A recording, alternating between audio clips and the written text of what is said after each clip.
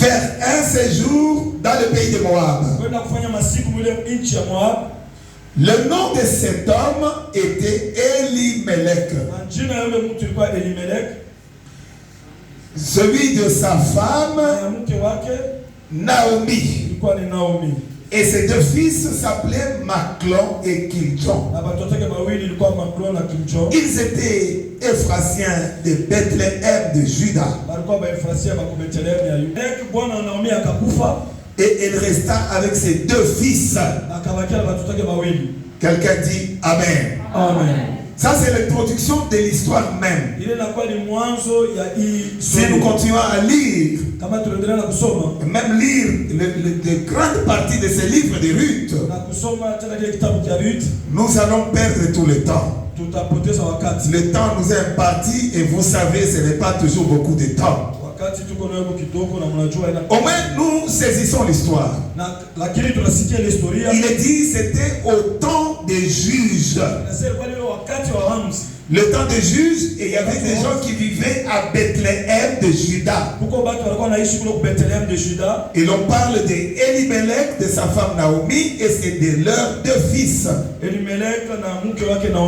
venais de dire ici, nous devons toujours marcher dans une bonne profession de foi. Surtout dans des temps de difficultés. Savoir que Dieu ne nous abandonnera point. Souvent, le temps difficile, on dirait que Dieu n'est pas là. Alors que Dieu est là. Regardez, ils sont en Juda. Et précisément à Bethléem. Bethléem est reconnu comme la maison du pain.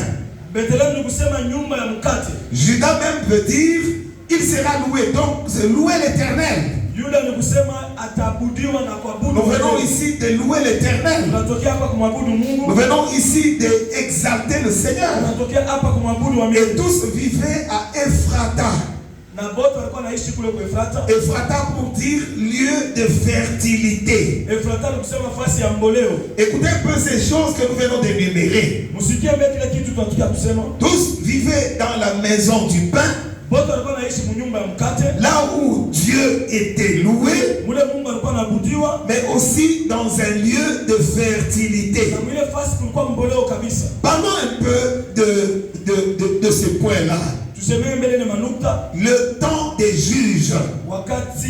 C'est comme ça que le livre de Ruth commence. Il est dit du temps des juges. Les juges. Les juges ont régné, ont travaillé. C'est là en Israël, on peut dire précisément en Juda. Ils ont travaillé. Vous connaissez des juges comme Déborah. Vous connaissez aussi le temps de Samson. Oui, il y a des gens pendant cette période difficile qui se sont succédés. Le temps des juges, et ce fut aussi une très longue période. Ça commence avec la mort de Josué. Josué, comme on dit, c'était un homme fort, un homme aimé de Dieu. Mais après lui, il n'y a pas eu clairement une bonne succession.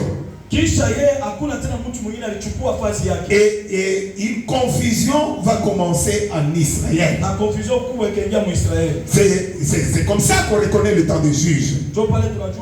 Mais aussi, ce temps va jusqu'à la fin du prophète Samuel.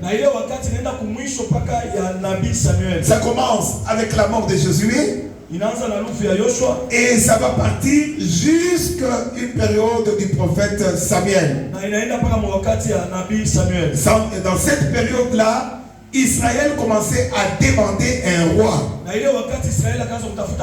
Vous savez, le premier roi qui lui a été donné par le prophète Samuel, ce fut le roi Saül. Parce que d'une part, Israël a voulu qu'il y ait un roi qui puisse gouverner, qui puisse guider le peuple. Oui. Donc, ce que nous voulons souligner là, il est dit, dans ces temps-là des juges, il y a eu famine. Comment est-ce que dans une maison de pain, dans un endroit où on louait Dieu, mais aussi un lieu de fertilité, d'un coup, la famine va tomber dans ces lieux-là. Et les gens sont comme perdus, je pense à Elimelech.